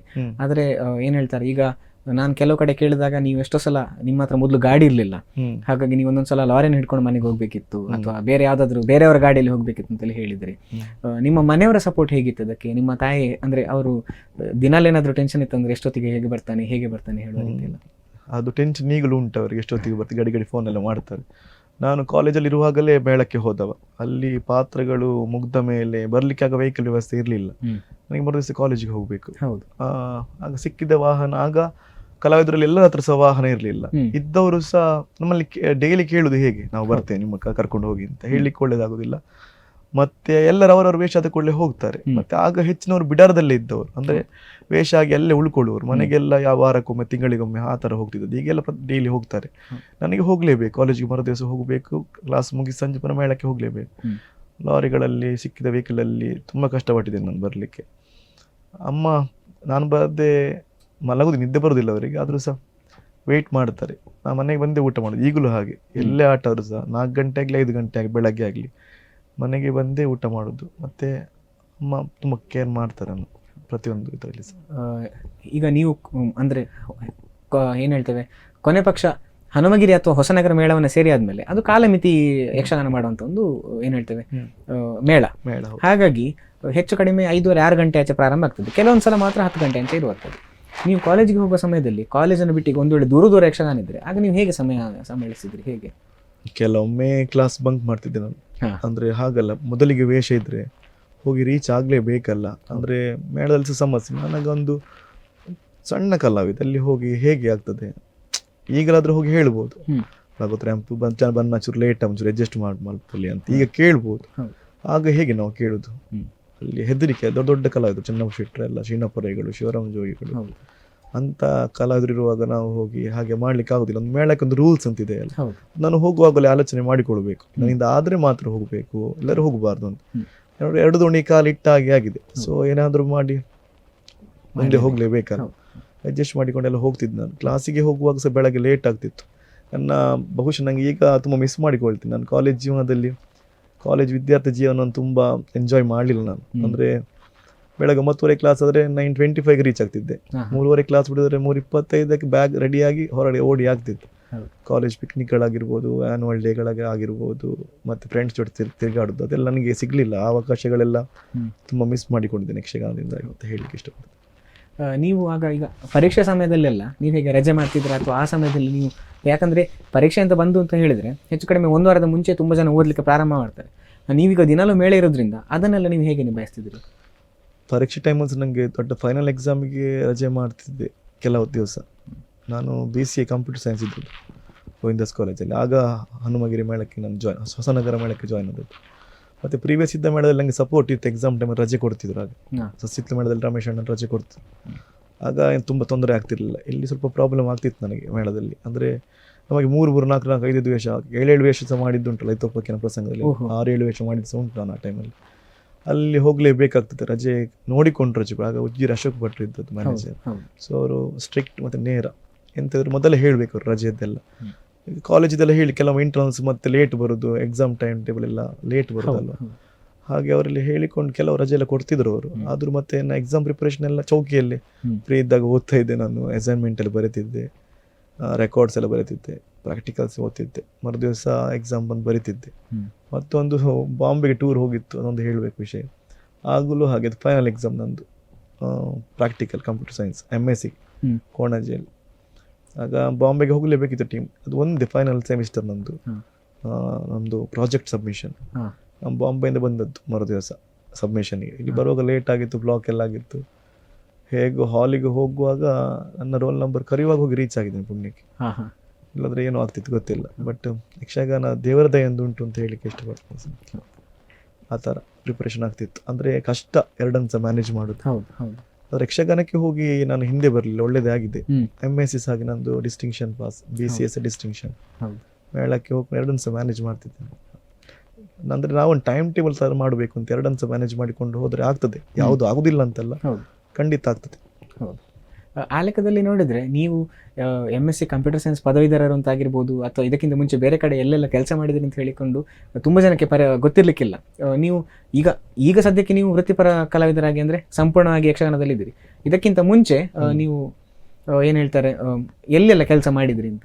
ನಾನು ಲಿಯಾ ಇನ್ಫ್ರಾಟೆಕ್ ಅಂತ ಕಂಪನಿ ಇಲ್ಲೇ ನಮ್ಮ PVS ಅಲ್ಲಿ, ಅಲ್ಲಿ 3 ವರ್ಷ. ಅದೊಂದು ಸಿವಿಲ್ ಡಿಪಾರ್ಟ್ಮೆಂಟ್, ನ್ಯಾಷನಲ್ ಹೈವೇಸ್ ಎಲ್ಲ ಮಾಡೋ ಟೆಂಡರ್ ಡಿಪಾರ್ಟ್ಮೆಂಟ್. ನಮ್ಮ ದನಿಗಳ KRF ಸಿಕ್ಕಿದ ಜಾಬ್. ನಾನು ಮೇಳಕ್ಕೆ ಹೋಗುವ ಸರ್, ನಾನು ಇಷ್ಟು ಕಲ್ತಾಯಿತು, ಏನಾದರೂ ನನ್ನ ಡಿಗ್ರಿಗೆ ಒಂದು ಐಡೆಂಟಿಫೈ ಬೇಕಲ್ಲ, ಕಲ್ತಿದ್ದೇನೆ ಅಂತ. ನನಗೆ ಸಹ ಖಾಲಿ ಮೇಳ ಅಲ್ಲ, 2 ಸಹ ಆಗಬೇಕು. ಮೇಳ ಬಿಡ್ತೇನೆ ಅಂತ ಹೇಳೋ ಟೈಮಲ್ಲಿ, ಇಲ್ಲ ನೀವು ಮೇಳಕ್ಕೆ ಬೇಕು, ನನಗೆ ನನ್ನ ಜಾಬ್ ಮಾಡಿಕೊಡ್ತೇನೆ ಅಂತ ಹೇಳಿ ಜಾಬ್ ಮಾಡಿಕೊಟ್ಟದ್ದು ಶ್ಯಾಮ್ ಭಟ್ರು ದನಿಗಳು. ಹಾಗಾಗಿ ನಾನು ಅಲ್ಲಿ 3 ವರ್ಷ ಜಾಬ್ ಮಾಡಿದ್ದೆ. ಆಮೇಲೆ ಕರ್ನಾಟಕ ವಿದ್ಯುತ್ ಗುತ್ತಿಗೆದಾರರ ಸೌಹಾರ್ದ ಅಂತ ಒಂದು ಪೇಪರ್ಲಿ ಆ್ಯಡ್ ಬಂದಿತ್ತು. ಅದೊಂದು ಬ್ಯಾಂಕ್, ಅದು ಸಹಕಾರಿ ಬ್ಯಾಂಕ್. ಅಲ್ಲಿಗೊಂದು ವೇಕೆನ್ಸಿ ಖಾಲಿ ಉಂಟು ಅಂತ. ಸೊ ನನಗೆ ಇದು ನನ್ನ ಡಿಪಾರ್ಟ್ಮೆಂಟ್ ಎಲ್ಲ ಯಾವುದು ಈಗ ಲಿಯಾ ಇನ್ಫೋಟೆಕ್ ಅಂತ ಹೇಳುವಂಥದ್ದು. ಅಂದರೆ ಅಲ್ಲಿ ಅಕೌಂಟ್ ಸೆಕ್ಷನ್ ಎಲ್ಲ ಕಲಿತಿದ್ದೆ, ಟ್ಯಾಲಿ ಎಲ್ಲ. ಏನೋ ಒಂದು ಆಗ್ತಿತ್ತು. ನನಗೊಂದು ಬೇಕು, ಏನಾದರೂ ಬೇರೆ ಮಾಡಬೇಕು ಅಂತ ಇತ್ತು. ಪೇಪರ್ಲಿ ಆ್ಯಡ್ ನೋಡಿ ಮತ್ತೆ ಇಂಟರ್ವ್ಯೂಗೆ ಹೋಗಿದ್ದೆ. ನಮ್ಮ ಸ್ಟೂಡೆಂಟ್ನಪ್ಪ ರವಿಪ್ರಸಾದ್ ಶೆಟ್ಟಿ ಮತ್ತು ಶ್ರೀಮತಿ ಮಾಯಾ ಸುಧಾಕರ್ ಅವರು ಅವರಲ್ಲಿ ಬ್ಯಾಂಕಿನ ಅಧ್ಯಕ್ಷರು ಮತ್ತೊಬ್ಬರು ಜಾಬಲ್ಲಿರುವಂಥದ್ದು. ಅವರ ಸಹಕಾರದಿಂದ ನನಗೆ ಜಾಬ್ ಆಯಿತು ಬ್ರಾಂಚ್ ಮ್ಯಾನೇಜರ್ ಆಗಿ. ಸುರತ್ಕಲ್ಲಿಗೆ ಹತ್ತಿರ ಸಿಕ್ಕಿತ್ತು ನನಗೆ, ಮನೆಗೆ ತುಂಬ ಹತ್ತಿರ, ಆಟಕ್ಕೆಲ್ಲ ಹೋಗ್ಬೋದು ಅಂತ ಸೇರಿದೆ ನಾನು. ಅಲ್ಲಿ 1 ವರ್ಷ ಬ್ರಾಂಚ್ ಮ್ಯಾನೇಜರ್ ಆಗಿ ಕೆಲಸ ಮಾಡಿದೆ. ಎಕ್ಸ್ಪೀರಿಯನ್ಸ್ ಎಲ್ಲ ಸಿಕ್ಕಿತ್ತಲ್ಲಿತ್ತು. ಆಮೇಲೆ ನನಗೆ ಆ ವರ್ಷದ ವರ್ಷ ಪ್ರಸಂಗ ಭಾರತ ಜನನಿ ಮೇಳದಲ್ಲಿ ನಂದು ಪೀಟಿಗೆಗೆ ಮೇನಕ್ಕೆ ಇಲ್ಲಿ 5:05 ಆದರೆ ನಾನು ಹೋಗುದು ಹೇಗೆ? 6:00 ಆಟ ಆದರೆ ತುಂಬ ಹತ್ತಿರ ಇದ್ದಾಗ ಹೋಗ್ಬೋದು, ದೂರ ಇದ್ದಾಗ ಪೀಟಿಗೆ ನಾನು ವೇಷ ಹೋಗಿದ್ರೆ ಟೈಮಿಗೆ ಆಟ ಶುರು ಆಗೋದಿಲ್ಲ. ತುಂಬ ಸಮಸ್ಯೆ ಆಯ್ತು ನನಗೆ. ಮತ್ತು ರಿಸೈನ್ ಮಾಡಿದ್ದೆ. ಮತ್ತು ರಿಸೈನ್ ಮಾಡೋ ತುಂಬ ಆಲೋಚನೆ ಮಾಡಿದೆ, ಮಾಡಬೇಕಾ ಬೇಡವಾ, ಎಂಥ ಖಾಲಿ ಇದೆ ಹೇಗೆ ಅಂತ.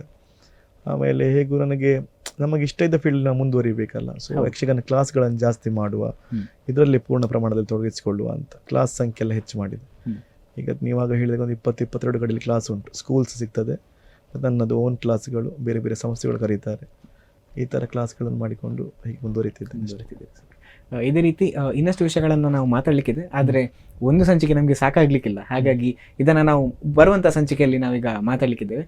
ಅಲ್ಲಿ ತನಕ ವೀಕ್ಷಕರೇ, ಮುಂದಿನ ಸಂಚಿಕೆಯಲ್ಲಿ ಇನ್ನಷ್ಟು ವಿಷಯಗಳನ್ನು ನಾವು ತಿಳ್ಕೊಳ್ಳಿಕ್ಕಿದ್ದೇವೆ. ಅಲ್ಲಿ ತನಕ ನೋಡ್ತಾರೆ ಅಭಿಮತ ಟಿವಿ, ಇದು ಜನಮನದ ನಾಡಿಮಿಡಿತ.